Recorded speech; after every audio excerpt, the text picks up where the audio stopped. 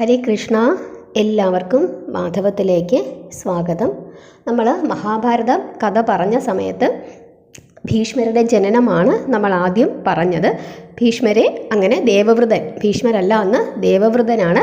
ദേവവ്രതനെ ശന്തനു മഹാരാജാവിന് ഗംഗാദേവി കൈമാറുകയാണ്.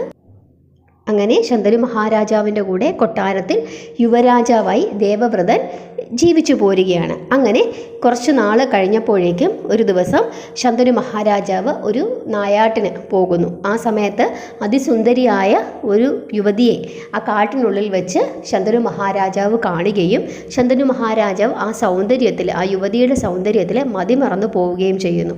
അങ്ങനെ ആ യുവതിയുടെ അടുത്ത് ചെന്നിട്ട് ചോദിക്കുകയാണ്, അങ്ങ് ആരാണ്, എന്തിനാണ് ഇവിടെ നിൽക്കുന്നത്, ഭവതി ആരുടെ മകളാണ് എന്ന നിലയിലൊക്കെ ചോദിക്കുന്നു. ഉടനെ തന്നെ ഈ യുവതി പറയുകയാണ്, ഞാൻ നിഷാദ രാജാവിൻ്റെ മകളാണ്, അച്ഛൻ്റെ ആജ്ഞ അനുസരിച്ച് വള്ളം തുഴയുന്ന ജോലിയാണ് എനിക്ക്, ഇങ്ങനെയൊക്കെ പറയുന്നു.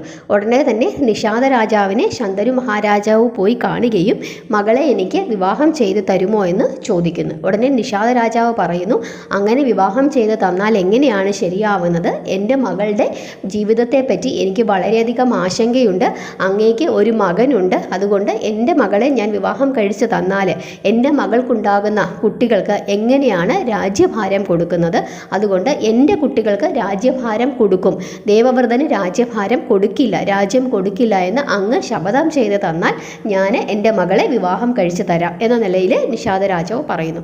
ഇത് കേട്ട് വളരെയധികം വിഷമിച്ച് ശന്തനു മഹാരാജാവ് കൊട്ടാരത്തിലേക്ക് തിരിച്ചു പോരുന്നു. അങ്ങനെ കൊട്ടാരത്തിൽ ചെന്നിട്ടും ഇങ്ങനെ ആലോചിച്ചുകൊണ്ടിരിക്കുകയാണ്. രാജ്യകാര്യങ്ങളിലൊന്നും തന്നെ ഈ ശന്തനു മഹാരാജാവ് യാതൊരു താല്പര്യവും കാണിക്കാതെ എപ്പോഴും ഇങ്ങനെ ദുഃഖിച്ചിരിക്കുന്നു. അത് കണ്ടിട്ട് മകനായ ദേവവ്രതൻ അച്ഛനോട് ചെന്ന് അന്വേഷിക്കുന്നു, എന്താണ് അങ്ങയുടെ ഈ ദുഃഖത്തിന് കാരണം, എന്തിനാണ് എപ്പോഴും ഇങ്ങനെ ആലോചിച്ചുകൊണ്ടിരിക്കുന്നത്, ഇങ്ങനെയൊക്കെ ചോദിക്കുന്നു.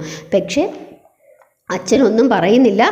പക്ഷേ മന്ത്രിമാരോട് ചോദിച്ചിട്ട് എന്താണ് കാര്യം, അച്ഛൻ്റെ ഈ ദുഃഖത്തിന് കാരണം എന്താണെന്നൊക്കെ ദേവവ്രതൻ മനസ്സിലാക്കുകയാണ്. അതിനുശേഷം ദേവവ്രതൻ ചെന്നിട്ട് നിഷാദ രാജാവിനെ കാണുന്നു. നിഷാദ രാജാവിനെ കണ്ടിട്ട് പറയുന്നു, എൻ്റെ അച്ഛന് അങ്ങയുടെ മകളെ വിവാഹം കഴിപ്പിച്ചു കൊടുക്കണമെന്ന് പറയുന്നു. ഉടനെ നിഷാദ രാജാവ് വീണ്ടും ആവശ്യപ്പെടുകയാണ്, അങ്ങനെ വിവാഹം കഴിച്ച് തരുന്നത് എങ്ങനെയാണ്, എൻ്റെ മകൾക്കുണ്ടാകുന്ന കുട്ടികൾക്ക് രാജ്യഭാരം കൊടുത്താൽ മാത്രമേ ഈ വിവാഹത്തിന് ഞാൻ സമ്മതിക്കത്തുള്ളൂ എന്ന് പറയുന്നു. ഉടനെ തന്നെ ഭീഷ്മർ അവിടെ വെച്ച് ശപഥം ചെയ്യുകയാണ്, ഞാൻ ഇന്നു മുതൽ രാജ്യം ഒഴിവാക്കുന്നു, രാജ്യഭാരം എനിക്ക് വേണ്ട, ഈ അങ്ങയുടെ മകളിൽ ഉണ്ടാകുന്ന കുട്ടികൾക്ക് മാത്രമേ രാജ്യം കൊടുക്കുകയുള്ളൂ എന്ന് ഞാൻ ശപഥം ചെയ്തു തരാമെന്ന് പറഞ്ഞ് ശപഥം ചെയ്യുന്നു. പക്ഷേ എന്നിട്ടും നിഷാദ രാജാവിന് തൃപ്തിയാകുന്നില്ല. നിഷാദ രാജാവ് വീണ്ടും പറയുകയാണ്, അങ്ങനെ അങ്ങ് രാജ്യഭാരം ഏക്കില്ലായിരിക്കും, പക്ഷെ അങ്ങയുടെ മക്കൾ, എൻ്റെ മകളുടെ കുട്ടികളിൽ നിന്നും ഈ രാജ്യം തട്ടിയെടുത്താൽ എന്തു ചെയ്യും എന്ന് വീണ്ടും നിഷാദ രാജാവ് ചോദിക്കുകയാണ്. ഉടനെ തന്നെ ഭീഷ്മർ ഒന്നും ആലോചിക്കാതെ തന്നെ വീണ്ടും ഒരു ശപഥം ചെയ്യുകയാണ്, ഞാൻ ഇന്നു മുതൽ നിത്യബ്രഹ്മചാരി ആയിരിക്കും, വിവാഹം കഴിക്കാത്ത എനിക്ക് ഒരിക്കലും കുട്ടികൾ ഉണ്ടാവുകയില്ലല്ലോ, അതുകൊണ്ട് അങ്ങയുടെ മകളിൽ ജനിക്കുന്ന കുട്ടികളായിരിക്കും രാജ്യത്തിന് അവകാശികൾ എന്ന് പറഞ്ഞ് വീണ്ടും ശപഥം ചെയ്യുന്നു. ഇതാണ് മഹാഭാരതത്തിലെ ഭീഷ്മ ശപഥം. അത് പ്രത്യേകം നിങ്ങൾ മനസ്സിലാക്കി വെക്കുക. അതിനുശേഷം എന്തു ചെയ്യുന്നു, ശന്തനു മഹാരാജാവിനെ ചെന്ന് ദേവവ്രതൻ കാണുന്നു, ഈ വിവരങ്ങളെല്ലാം പറയുന്നു. ശന്തനു മഹാരാജാവിന് വളരെയധികം സന്തോഷമുണ്ടാകുന്നു. നിശാന്ത രാജാവിൻ്റെ മകളായ സത്യവതിയെ ശന്തനു മഹാരാജാവ് വിവാഹം കഴിക്കുന്നു. അങ്ങനെ വളരെ കാലം അവർ സന്തോഷത്തോടെ മുമ്പോട്ട് പോകുന്നു. അങ്ങനെ മുമ്പോട്ട് പോകുന്ന സമയത്ത് ഇവർക്ക് ശന്തനു മഹാരാജാവിനും സത്യവതിക്കും 2 മക്കളുണ്ടാകുന്നു. അവരാണ് ചിത്രാംഗതനും വിചിത്രവീരനും. ഈ ചിത്രാംഗതൻ പ്രായമായപ്പോൾ എന്ത് ചെയ്യുന്നു, യുവരാജാവാക്കുന്നു. പക്ഷേ ചിത്രാംഗതൻ കുട്ടിയായിരിക്കുമ്പോൾ തന്നെ ശന്തനു മഹാരാജാവ് മരിച്ചു പോകുന്നു. ചിത്രാംഗതനെ യുവരാജാവായി വാഴിക്കുന്നത് ആരാണ്, ഭീഷ്മരാണ്, അതായത് ദേവവ്രതനാണ്. പക്ഷേ ഈ ചിത്രാംഗതൻ ഒരു ദുഷ്ടനും ക്രൂരനുമൊക്കെ ആയിരുന്നു. എല്ലാവരോടും തൻ്റെ ശക്തിയിൽ മതിമറന്ന് ദേവന്മാരോടും അസുരന്മാരോടും മനുഷ്യരോടുമൊക്കെ യുദ്ധം ചെയ്യുകയൊക്കെ ചെയ്തു. അങ്ങനെ ചെയ്തിട്ട് ഒരു ദിവസം ഗന്ധർവന്മാരുമായിട്ടുള്ള യുദ്ധത്തിൽ സരസ്വതി നദിയുടെ തീരത്ത് 3 വർഷം ആ യുദ്ധം നീണ്ടെന്നാണ് പറയുന്നത് ഭാരതത്തിൽ. അങ്ങനെ ആ യുദ്ധത്തിൽ വെച്ച് ആര് മരണപ്പെടുന്നു? ചിത്രാംഗതൻ മരണപ്പെടുന്നു. അപ്പോൾ വീണ്ടും എന്ത് ചെയ്യുന്നു? കുട്ടിയായിരുന്ന വിചിത്രവീരനെ അമ്മയായ സത്യവതിയുടെ അനുഗ്രഹത്തോടു കൂടി വീണ്ടും യുവരാജാവായി ഭീഷ്മർ എന്ത് ചെയ്യുന്നു? വാഴിക്കുന്നു. പക്ഷെ കുട്ടിയാണ് വിചിത്രവീരൻ, അതുകൊണ്ട് തന്നെ ഭീഷ്മരുടെ ആജ്ഞ അനുസരിച്ചിട്ടാണ് വിചിത്രവീരൻ രാജ്യം ഭരിക്കുന്നത്. വിചിത്രവീരൻ യുവാവാകുന്നു. യുവാവായപ്പോൾ ദേവവ്രതൻ എന്ന ഭീഷ്മർ എന്ത് ചെയ്യുന്നു? വിവാഹത്തിന് വേണ്ടിയിട്ടുള്ള ആലോചനകൾ തുടങ്ങുന്നു. അങ്ങനെ ആലോചിച്ചുകൊണ്ടിരുന്ന സമയത്താണ് കാശി രാജാവിന് 3 പെൺമക്കളുണ്ടെന്നും ആ 3 പെൺമക്കളുടെ സ്വയംവരം നടക്കാൻ പോവുകയാണ് എന്നുള്ള വിവരം അറിയുന്നത്. അതിനനുസരിച്ചിട്ട് ഭീഷ്മർ ഒറ്റയ്ക്ക് കാശി രാജ്യത്തിലേക്ക് പുറപ്പെടുന്നു. അങ്ങനെ ചെന്നിട്ട് ഈ സ്വയംവരത്തിൽ പങ്കെടുക്കുന്നു. അപ്പോൾ സ്വയംവരത്തിൽ ഇങ്ങനെ ഒരു ഹാളിൽ ഇങ്ങനെ എല്ലാവരും വന്ന രാജാക്കന്മാരെല്ലാം ഇങ്ങനെ നിരന്നിരിക്കുകയാണ്. അപ്പോൾ ഭീഷ്മരും അവിടെ ചെന്നിരിക്കുന്നു. അപ്പോൾ ചുറ്റും കൂടിയിരിക്കുന്ന മറ്റ് രാജാക്കന്മാരെല്ലാം ഇങ്ങനെ ചോദിക്കുകയാണ്, എന്തിനാണ് ഇദ്ദേഹം ഇങ്ങനെ വന്നിരിക്കുന്നത്? ഇദ്ദേഹം കിഴവനല്ലേ?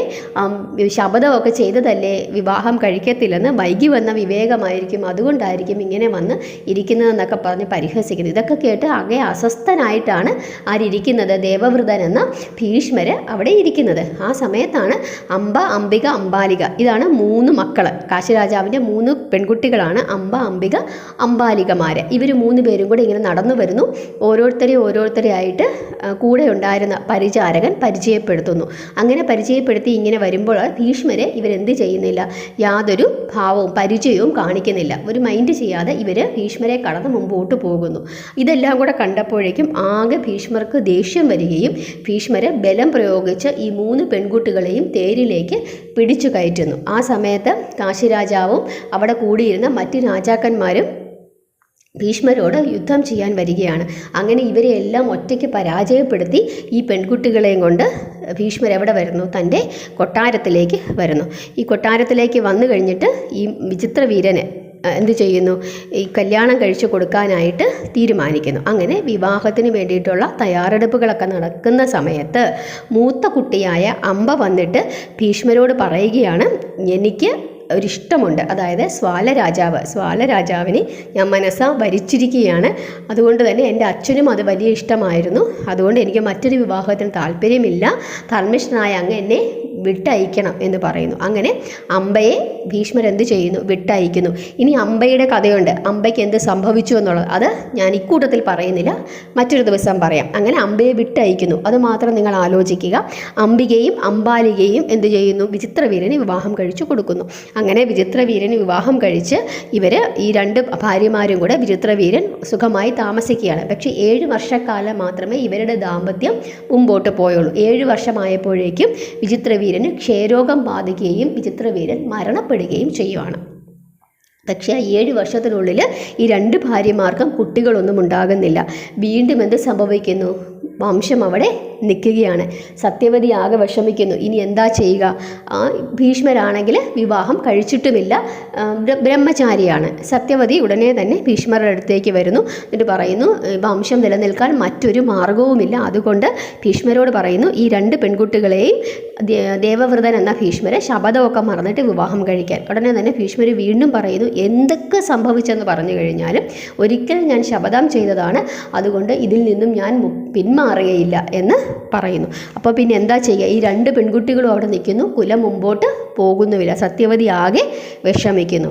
അങ്ങനെ സത്യവതി വ്യാസനെ വരുത്തുകയാണ്. ഇനി ആരാണ് വ്യാസൻ? വ്യാസനും സത്യവതിയുമായുള്ള ബന്ധം എന്താണ്? സത്യവതി ശന്തനു മഹാരാജാനെ വിവാഹം കഴിക്കുന്നതിന് മുമ്പ് പരാശര മുനിയിൽ ഒരു പുത്രൻ ഉണ്ടാകുന്നുണ്ട്. ആ പുത്രനാണ് കൃഷ്ണദ്വൈപായനൻ എന്ന വ്യാസൻ. പ്രസവിച്ചതിന് ശേഷം പരാശര മുനി കൃഷ്ണദ്വൈപായനുമായി യാത്രയാവുകയാണ്. അതായത് പരാശര മുനിയുടെ കൂടെ ഈ പുത്രനെ സത്യവതി കൊടുത്തയക്കുകയാണ്. പക്ഷേ ആ സമയത്ത് പറയുന്നുണ്ട്, എപ്പോഴാണോ അമ്മയ്ക്ക് ആവശ്യം ആ സമയത്ത് അമ്മയെ മകൻ വന്ന് കണ്ടുകൊള്ളുമെന്ന ഒരു ഉറപ്പിന്മേലാണ് പരാശര മുനിയുടെ കൂടെ ഈ പുത്രനെ സത്യവതി അയക്കുന്നത്. അതായത് ശന്തനു മഹാരാജാവ് വിവാഹം കഴിക്കുന്നതിന് മുമ്പ് പരാശര മുനിയിൽ സത്യവതിക്ക് ജനിച്ച കുട്ടിയാണ് കൃഷ്ണദ്വൈപായൻ എന്ന വ്യാസൻ.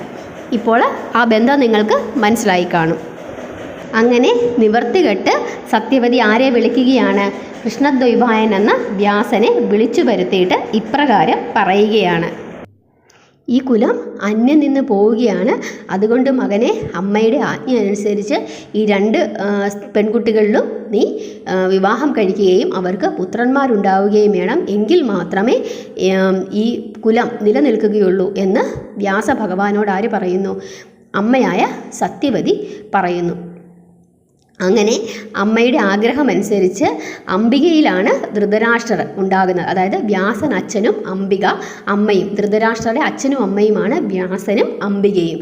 അംബാലികയിൽ ആണ് ആര് ജനിക്കുന്നത്? പാണ്ഡു ജനിക്കുന്നത്. അതുകൊണ്ട് എങ്ങനെയാണ് അമ്മമാരുടെ കുറ്റം കൊണ്ട് തന്നെയാണ് ധൃതരാഷ്ട്ര അന്ധനും പാണ്ഡു ഇങ്ങനെ പീതവർണ്ണൻ, അതായത് പാണ്ഡു രോഗത്തിൽ അടിമപ്പെട്ട ഒരാളായിട്ട് മാറുന്നത് എന്ന് വെച്ച് കഴിഞ്ഞാൽ, ഈ കൃഷ്ണദ്വൈപായനെ കണ്ട മാത്രം, അതായത് ഇദ്ദേഹം ഇങ്ങനെ ജടാധാരിയാണ്, ഒരു സന്യാസിയുടെ രൂപത്തിലാണ് അങ്ങനെ ഇരിക്കുന്ന ഈ വ്യാസഭഗവാനെ കണ്ടപ്പോൾ തന്നെ അംബിക എന്ത് ചെയ്യുന്നു?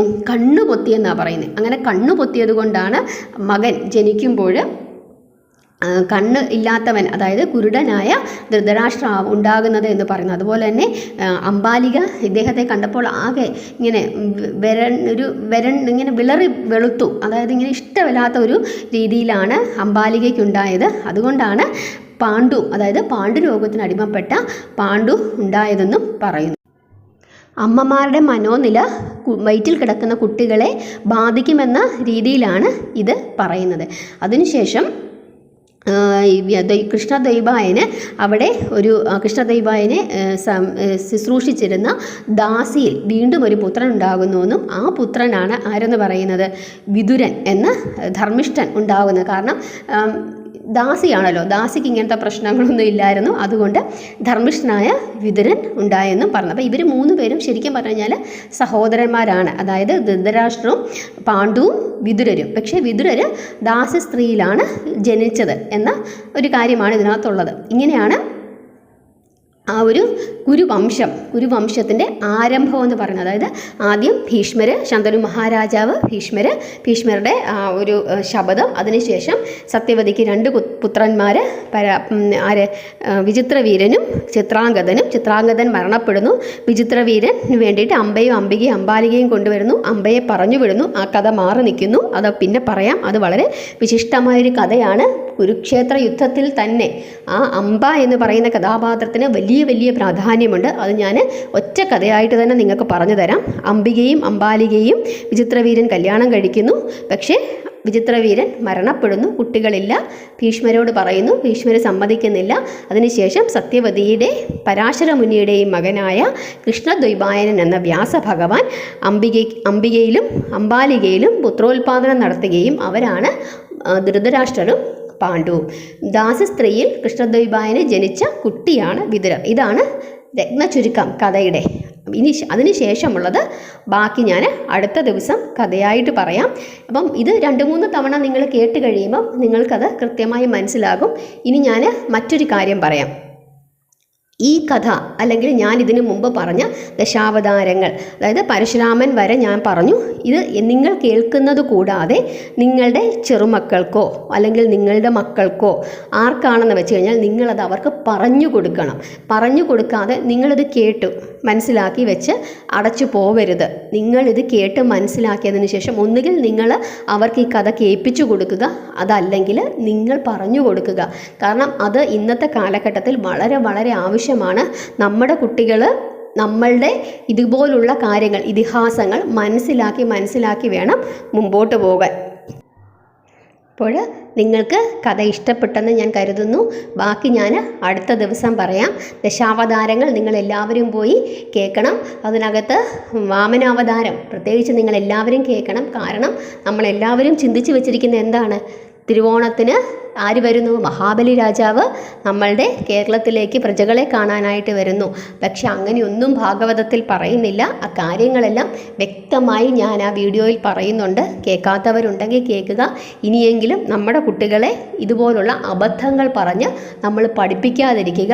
സത്യം മനസ്സിലാക്കി, അതായത് ഭാഗവതത്തിൽ പറഞ്ഞിരിക്കുന്നത് മനസ്സിലാക്കി കുട്ടികൾ വളരട്ടെ. എല്ലാവരെയും ഭഗവാൻ അനുഗ്രഹിക്കട്ടെ. കഥ ഇഷ്ടപ്പെട്ടെങ്കിൽ നിങ്ങൾ കഥ ഇഷ്ടപ്പെട്ടെന്ന് പറയണം. സബ്സ്ക്രൈബ് ചെയ്യാതെ കാണുന്നവരുണ്ടെങ്കിൽ സബ്സ്ക്രൈബ് ചെയ്യണം. നിങ്ങളുടെ കമൻറ്റ് ഇടണം, ലൈക്ക് ചെയ്യണം, ഷെയർ ചെയ്യണം. എല്ലാവർക്കും എല്ലാ ഐശ്വര്യങ്ങളും ഉണ്ടാകട്ടെ. ഹരേ കൃഷ്ണ.